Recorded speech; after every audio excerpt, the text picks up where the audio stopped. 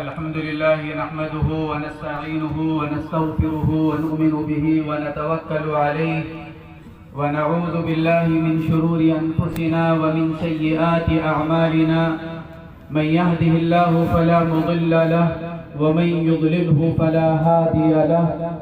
وأشهد أن لا إله إلا الله وحده لا شريك له وأشهد أن سيدنا ونبينا ومولانا محمدا عبده ورسوله صلى الله وسلم عليه وعلى آله وأصحابه وبارك وسلم تسليما كثيرا كثيرا أما بعد فأعوذ بالله من الشيطان الرجيم بسم الله الرحمن الرحيم إن هذا القرآن يهدي للتي هي أقوم ويبشر المؤمنين الذين يعملون الصالحات أن لهم أجرا كبيرا وعن عائشة رضي الله تعالى عنها قالت قال رسول الله صلى الله عليه وسلم إن لكل شيء شرفا يتباهون به وإن بهاء أمتي وشرفها القرآن أو كما قال عليه الصلاة والسلام۔ میرے عزیزوں، دوستوں، بزرگوں اور بھائیوں، اس وقت مجھ سے پہلے حضرت مولانا محمد عاقل صاحب دامت برکاتہم العالیہ فرما رہے تھے، اور ابھی مفتی جاوید صاحب نے بھی یہی بات فرمائی کہ اس وقت کے جو حالات ہیں ان حالات کے ذمہ دار ہم خود ہیں۔ جیسے حالات ہوتے ہیں اللہ تبارک و تعالی کی طرف سے فیصلے بھی ویسے ہی ہوتے ہیں، جیسے اعمال ہوتے ہیں اللہ کی طرف سے فیصلے بھی ویسے ہی ہوتے ہیں۔ جیسا انسان اپنی زندگی گزارتا ہے انفرادی اور اجتماعی، مسلمان کی جیسی زندگی ہوگی اللہ تبارک و تعالی اس کے ساتھ بھی معاملہ ویسا ہی فرمائیں گے۔ وَمَا أَصَابَكُم مِّن مُّصِيبَةٍ فَبِمَا كَسَبَتْ أَيْدِيكُمْ وَيَعْفُو عَن كَثِيرٍ۔ اللہ تبارک و تعالی فرما رہے ہیں تم لوگوں کو جو کچھ مصیبت پہنچتی ہے، تکلیف ہو، پریشانی ہو، حالات ہو، وہ تو تمہارے اپنے کیے ہوئے ہاتھوں کا نتیجہ ہے۔ جو کچھ تم نے کیا اسی کا نتیجہ تمہارے سامنے آ رہا ہے۔ اس لیے میں یہ عرض کر رہا ہوں کہ آج جو کچھ حوال ہمارے سامنے ہیں، جو کچھ پریشانیاں ہیں، جو کچھ مسائل ہیں، جو کچھ مسلمان کو برداشت کرنا پڑ رہا ہے، ضرورت اس بات کی ہے کہ مسلمان اپنی زندگیوں کا جائزہ لے، مسلمان خود اپنے اعمال کو دیکھے، اپنے رات اور دن کو سوچے،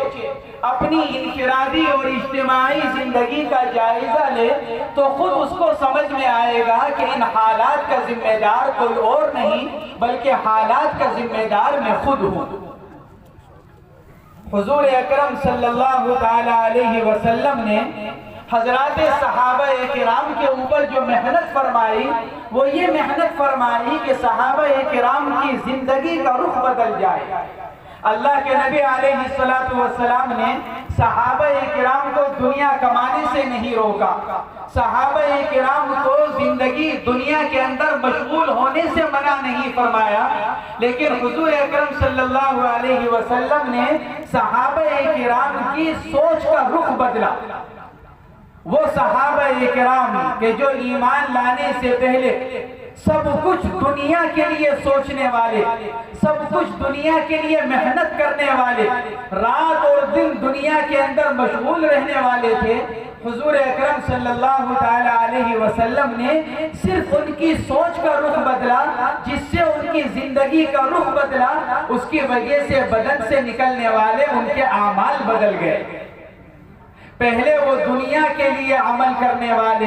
دنیا کے لیے سوچنے والے، دنیا کے لیے محنت کرنے والے،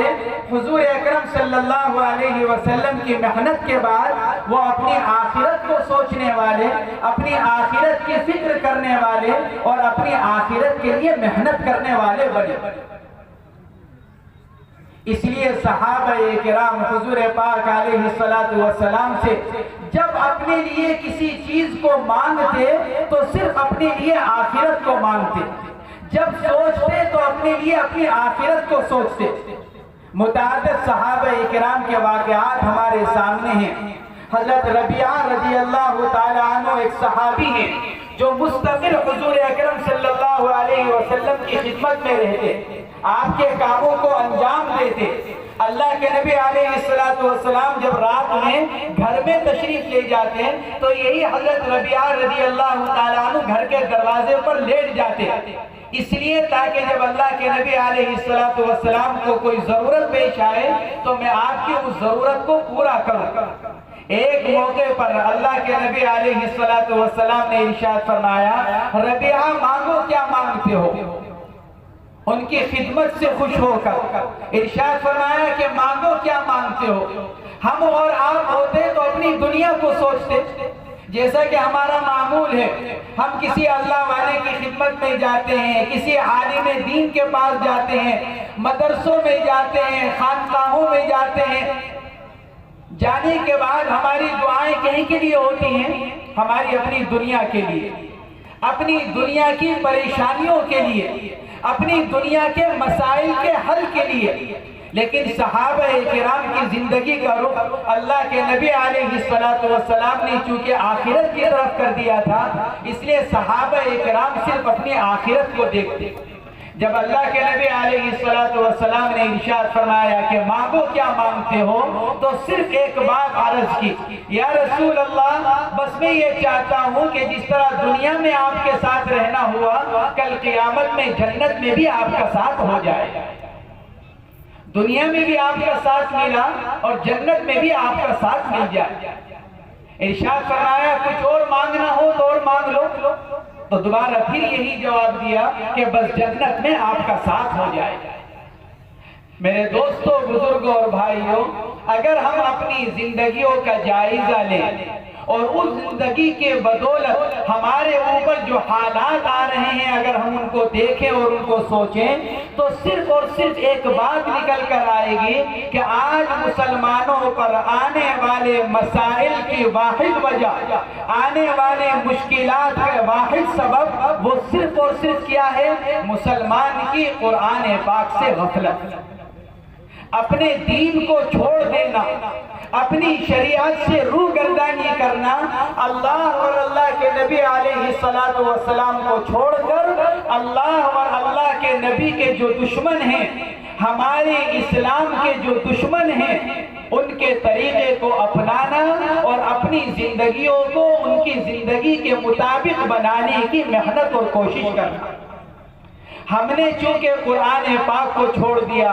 ہم نے دین اسلام کو چھوڑ دیا، ہم نے اللہ اور اللہ کے نبی کے بتلائے ہوئے طریقوں کو چھوڑ دیا، اس لیے اللہ تبارک و تعالیٰ نے ہمیں ہمارے مخالفوں کے اور دشمنوں کے حوالے کر دیا۔ ہمارا جو تعلق قرآن پاک کے ساتھ ہونا چاہیے تھا، آج ہمارا وہ تعلق اتنا ہی کمزور ہو چکا ہے۔ صحابہ کرام کا تعلق قرآن پاک کے ساتھ انتہائی مضبوط، اس لیے اللہ تبارک و تعالیٰ نے ان کو دنیا کے اندر بھی عزت مرحمت فرمائی،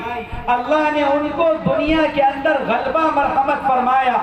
اللہ نے ان کو ہدایت مرحمت فرمائی، اور آخرت کے لیے بھی اللہ تبارک و تعالیٰ نے ان کے لیے وعدہ فرمایا۔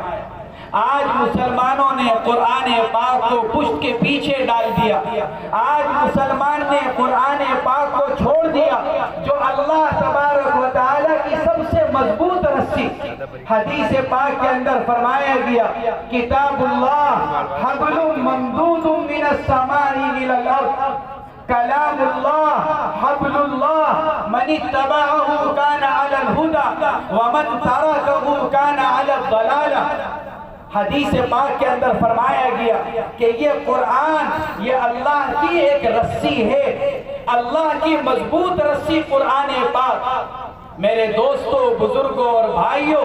جو اللہ کی مضبوط رسی کو چھوڑ دے گا، حدیث پاک کے اندر فرمایا گیا کہ وہ گمراہی پر، حدیث پاک کے اندر فرمایا گیا جس نے قرآن کو چھوڑ دیا گویا کہ اللہ سے اس کا تعلق ختم ہو گیا،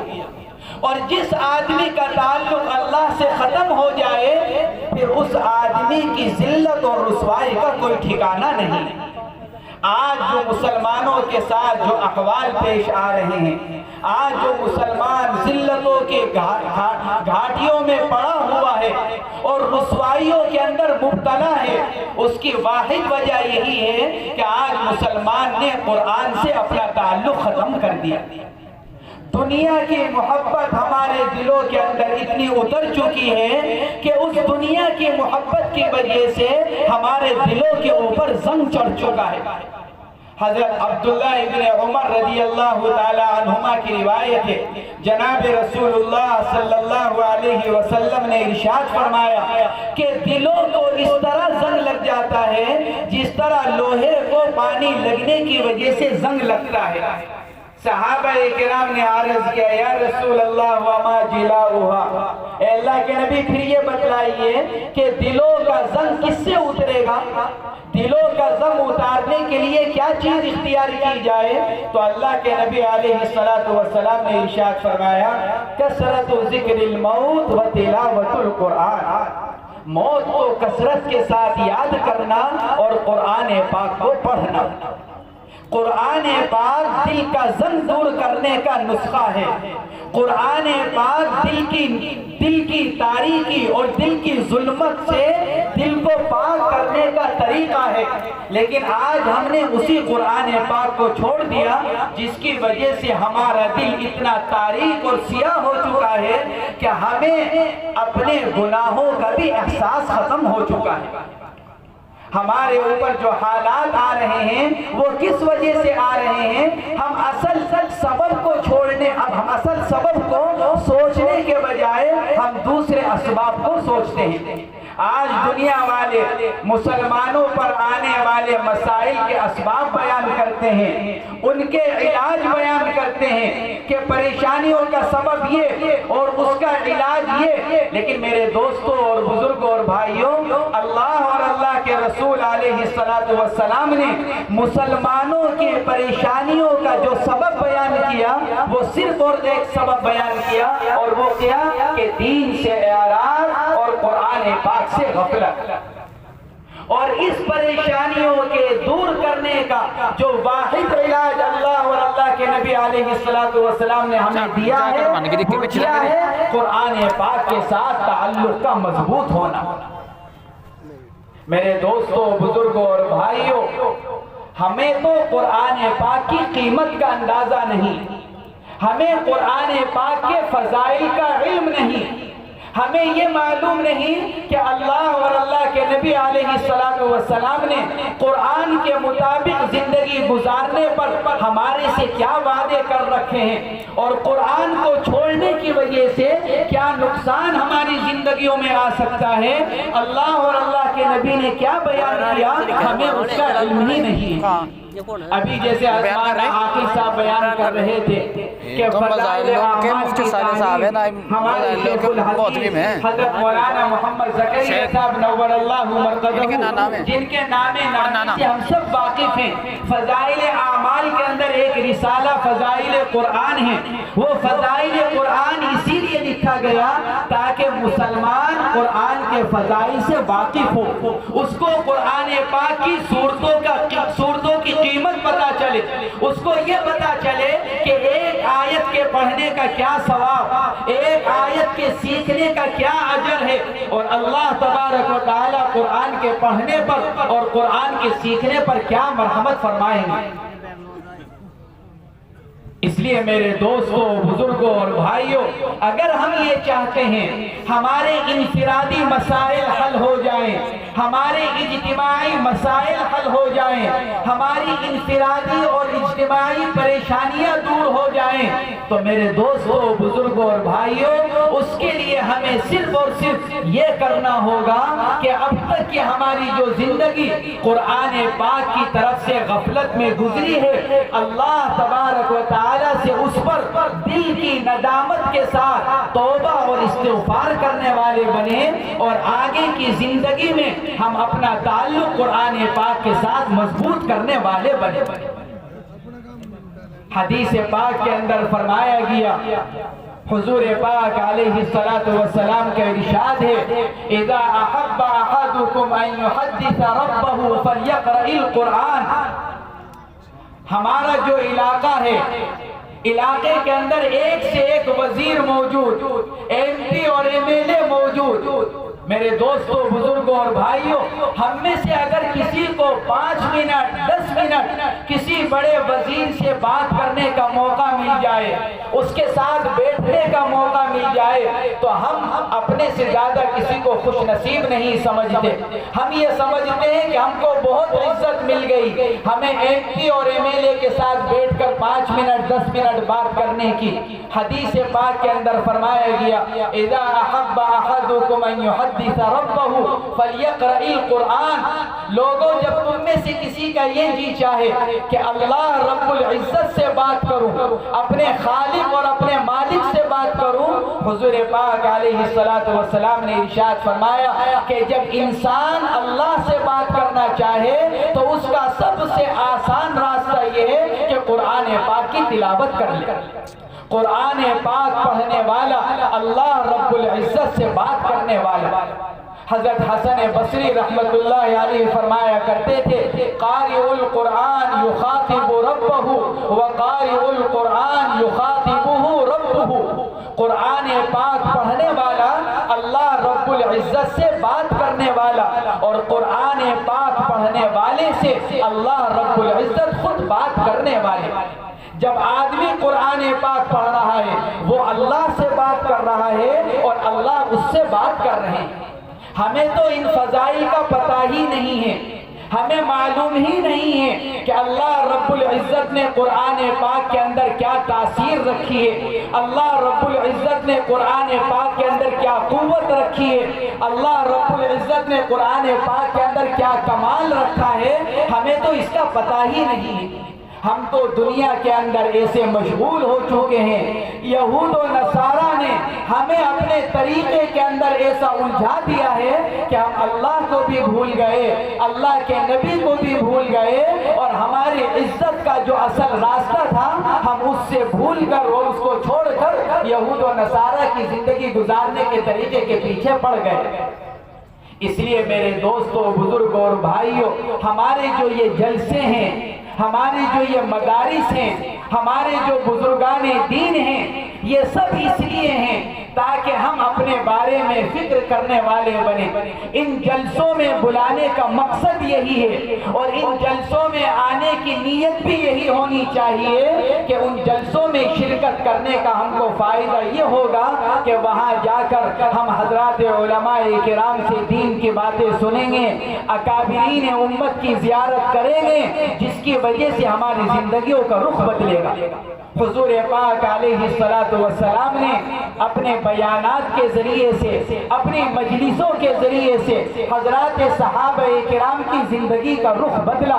ان کی سوچ کو بدلا، ان کے مزاج کو بدلا، ان کا مزاج دینی مزاج بنایا، ان کی سوچ آخرت کی بنائی، ان کی زندگی کو قرآن کی طرف موڑا۔ اللہ تبارک و تعالی نے ان کو دنیا کے اندر بھی عزت مرحمت فرمائی، اور اللہ تبارک و تعالی نے قیامت تک آنے والے لوگوں کے لیے حضرات صحابہ کرام کو نمونہ اور اسوہ بنا دیا۔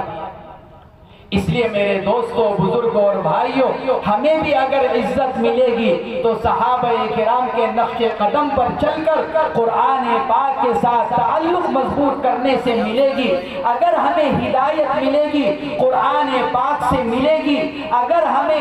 اللہ تبارک و تعالی دنیا اور آخرت میں اگر ہمیں چمکائیں گے تو قرآن پاک کے ذریعے سے چمکائیں گے۔ اسی لیے بڑے حضرت جی، حضرت مولانا محمد الیاس صاحب رحمت اللہ علیہ خاص طور سے نصیحت فرمایا کرتے تھے کہ دیکھو، اللہ تبارک و تعالی نے قیامت تک آنے والے ایک ایک انسان کی ہدایت، ایک ایک انسان کے لیے عزت اللہ نے قرآن پاک کے اندر رکھی ہے۔ اس لیے فرمایا کرتے تھے کہ جو آدمی قرآن پاک کی تلاوت کرے، اللہ اس کو ایک رکوع پڑھنے کی توفیق دے، ایک پاؤ پارہ پڑھنے کی، ایک پارہ پڑھنے کی توفیق دے۔ بڑے حضرت جی رحمت اللہ علیہ فرمایا کرتے تھے، آدمی قرآن پاک کی تلاوت سے فارغ ہو کر اللہ سے یہ دعا مانگا کرے، اے اللہ آپ نے ساری انسانیت کی ہدایت، ساری انسانیت کے لیے عزت آپ نے قرآن پاک کے اندر رکھی ہے، اے اللہ میرے حصے کی جو ہدایت آپ نے قرآن کے اندر رکھی ہے، میرے حصے کی ہدایت مجھے مرحمت فرما دیجیے۔ آج مسلمان اسی لیے ہدایت سے دور ہے، گمراہی میں اسی لیے مبتلا ہے کیونکہ اس نے قرآن پاک کو چھوڑ دیا، قرآن پاک سے غفلت اختیار کر رکھی ہے۔ میرے دوستوں، بزرگوں اور بھائیوں، میں اپنی بات مختصراً عرض کرتا ہوں، بلکہ میں اپنی بات ختم کرتا ہوں۔ ہمارے اکابر یہاں پر تشریف فرما ہے، بس میں یہ عرض کرنا چاہ رہا ہوں، ہمیں اپنا تعلق قرآن پاک سے مضبوط کرنا چاہیے۔ ہم میں سے جو قرآن پاک پڑھے ہوئے ہیں وہ روزانہ قرآن پاک کی تلاوت کا معمول بنائیں، روزانہ قرآن پاک پڑھیں۔ صبح کے وقت میں، شام کے وقت میں ہم وقت نکال کر اپنی دنیاوی مشغولیت اور مصروفیت کے ساتھ قرآن پاک پڑھنے کا اہتمام کریں۔ جب ہم قرآن پاک پڑھیں گے، اللہ رب العزت نے قرآن پاک کے اندر جو برکتیں رکھی ہیں، اللہ نے قرآن کے اندر جو نورانیت رکھی ہے، اللہ تبارک و تعالی ہماری زندگیوں میں وہ برکتیں نازل فرمائیں گے اور ہمارے اندر وہ نور اترے گا۔ تبارک الذی نزل الفرقان علی عبدہ، قرآن پاک میں اللہ کا ارشاد ہے، بڑی بابرکت ہے وہ ذات عالی جس نے قرآن پاک کو نازل کیا۔ اللہ رب العزت برکتوں والے، یہ قرآن پاک مبارک، اس کو برکتوں والا کلام فرمایا گیا۔ میرے دوستوں، بزرگوں اور بھائیوں، جب ہم خود قرآن پاک پڑھنے والے بنیں گے، اللہ ہماری زندگیوں میں برکت دیں گے، اللہ ہمارے گھروں میں برکت دیں گے، اللہ ہماری کمائیوں میں اور تجارتوں میں برکت دیں گے اور اللہ ہماری اولاد میں برکت عطا فرمائیں گے۔ آج بے برکتی اس لیے ہے، لاکھوں لاکھوں روپے کمانے والے، لیکن چونکہ ہم قرآن پاک کی تلاوت سے محروم ہیں، جو برکت کا اصل سبب ہے، اس لیے ہزاروں ہزار کمانے والے، لاکھوں لاکھوں کمانے والوں کی زندگیاں برکتوں سے خالی ہیں۔ مہینے کے آخر میں پریشان ہوتے ہیں، مہینے کے آخر میں روتے ہیں، مہینے کے آخر میں قرضے لیتے ہیں، کیونکہ باوجود بہت کمانے کے ہماری ضرورتیں پوری نہیں ہوتی۔ اس لیے میرے دوستوں، بزرگوں اور بھائیوں، جو قرآن پاک پڑھے ہوئے ہیں روزانہ قرآن پاک کی تلاوت کا اہتمام کریں، اور جنہوں نے اب تک قرآن پاک نہیں پڑھا وہ اپنی عمر کو نہ دیکھیں کہ میں 50 سال کا، 60 سال کا، 70 سال کا، میں کیسے قرآن پاک پڑھوں گا۔ میں یہ عرض کرتا ہوں، ہم میں سے کوئی کتنا ہی بڑا تاجر ہو، ہم میں سے کوئی کتنی ہی اونچی ملازمت کرنے والا ہو، ہمارا فجر کے بعد کا وقت بھی خالی ہوتا ہے، ہمارا عشاء کے بعد کا وقت بھی خالی ہوتا ہے۔ ہم 10 منٹ 15 منٹ اپنے علماء کو، اپنے ائمہ کو، اپنے حفاظ کو اگر ہم اپنے 15 منٹ دے دیں فجر کے بعد یا عشاء کے بعد، اور اس وقت میں ہم ان سے جا کر قرآن پاک سیکھیں، تو ایک وقت وہ آئے گا کہ ہم بھی انشاءاللہ قرآن پاک مکمل پڑھنے والے بن جائیں گے، اور ہمارا شمار بھی ان لوگوں میں ہونے لگے گا جن کو کل قیامت کے دن اللہ تبارک و تعالی بلائیں گے اور ان سے یہ ارشاد فرمائیں گے کہ قرآن پاک پڑھتا چلا جا اور جنت کے درجات پر چڑھتا چلا جا۔ اس لیے میرے دوستوں، بزرگوں اور بھائیوں، اللہ تبارک و تعالی ہمارے اکابر کو جزائے خیر مرحمت فرمائے، ان کی قبروں کو نور سے منور فرمائے۔ انہوں نے ہمارے اور آپ کے لیے یہ مدارس کا سلسلہ قائم فرمایا، یہ مدارس کا سلسلہ شروع فرمایا۔ یہ مدارس اسی لیے قائم کیے گئے تاکہ یہاں پر قرآن پاک پڑھا جائے، تاکہ یہاں پر قرآن پاک کو بتلایا جائے، قرآن پاک کے معانی اور اس کے مطالب کو سمجھایا جائے، ہماری نسلوں کو تعلیم دی جائے، اور ہماری اپنی زندگیوں کا رخ ان مدارس کی تعلیم کے ذریعے سے اور ان مدارس میں آ کر یہاں کے جلسوں میں شریک ہو کر ہماری زندگیوں کا رخ بدل جائے۔ اس لیے میرے دوستوں، بزرگوں اور بھائیوں، یا ان مدارس کا ہم پر بڑا احسان ہے۔ ہم یہ سمجھتے ہیں ہم ان مدارس والوں کے اوپر احسان کر رہے ہیں، ان کے جلسوں میں آ کر، ان کے پروگرام میں شریک ہو کر، ان کا تعاون کر کر۔ میرے دوستوں، بزرگوں اور بھائیوں، بس میں ایک بات کہہ کر اپنی بات ختم کرتا ہوں۔ اولاد میری ہے، لڑکا میرا ہے، لڑکی میری ہے، میری ذمہ داری ہے میں اپنے بچوں کو دین کی تعلیم دوں، میری ذمہ داری ہے میں اپنی بچی کو دین کی تعلیم دوں، اس کو دیندار بناؤں، یہ میری ذمہ داری ہے۔ کل قیامت کے دن میری اولاد کے بارے میں مجھ سے پوچھا جائے گا، ہم نے تم کو اولاد جیسی نعمت دی تھی، تم نے اپنی اولاد کو کیا تعلیم دی، تم نے اپنی اولاد کو دین دیا کہ نہیں دیا؟ میرے دوستوں، بزرگوں اور بھائیوں، اگر ہم سوچیں میری اولاد کی ذمہ داری مجھ پر، اس کو دین پہنچانے کی ذمہ داری مجھ پر، لیکن ان مدارس والوں کا مجھ پر احسان ہے کہ انہوں نے میری ذمہ داری کو اپنی ذمہ داری بنا لیا، انہوں نے میری اولاد کو اپنی اولاد سمجھ لیا، جو ذمہ داری میری تھی انہوں نے اس ذمہ داری کو اٹھا کر میری اولاد کو دین پڑھا رہے ہیں، میری اولاد کو قرآن سکھلا رہے ہیں، میری اولاد کی دینی تربیت کر رہے ہیں، اور میری اولاد کو میری آخرت کے لیے ذخیرہ بنا رہے ہیں۔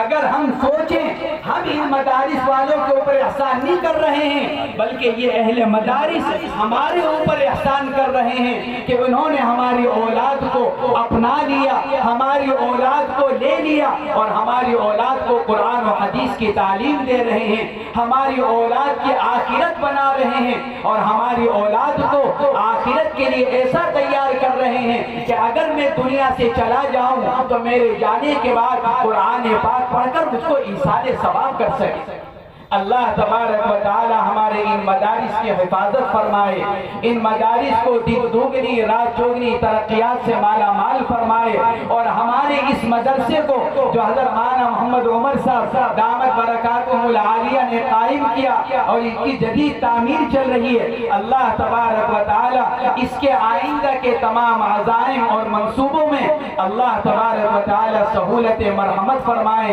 اور تسہیل اور تعجیل کے ساتھ اللہ تبارک و تعالی تمام منصوبوں کو تکمیل تک پہنچائے، اور آپ حضرات کے یہاں آنے کو قبول فرمائے، اور ہمارا تعلق اللہ تبارک و تعالی زیادہ سے زیادہ مدارس کے ساتھ مضبوط ہمیں کرنے کی توفیق مرحمت فرمائے، اور زیادہ سے زیادہ تعاون دینے کی اللہ تبارک و تعالی ہم سب کو توفیق مرحمت فرمائے۔ وآخر دعوانا الحمدللہ رب العالمین۔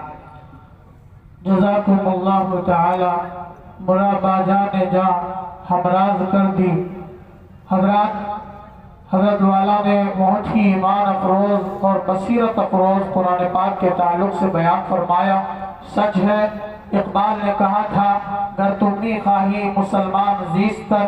نیست ممکن بجز قرآن زیستن۔ اگر تم مسلمان بن کر جینا چاہتے ہو تو صاف لفظوں میں بات یہ ہے کہ قرآن کے بغیر تم مسلمان بن کر جی نہیں سکتے۔ ہماری ہر ترقی کا راستہ، ہماری ہر بلندی کا راستہ قرآن پاک سے ہو کر گزرتا ہے۔ وہ جو معزز تھے زمانے میں مسلمان ہو کر، وہ معزز تھے زمانے میں مسلمان ہو کر ہم ذلیل و خوار ہوئے تارک قرآن ہو کر۔ حضرات، اب بس آخری بیان باقی ہے اور دعا باقی ہے۔ آخری بیان ہمارے مہمان محترم حضرت مولانا انیس آزاد قاسمی بلگرامی دعوت برکاتہم العالیہ کا ہوگا، مگر اس سے پہلے دستار بندی کا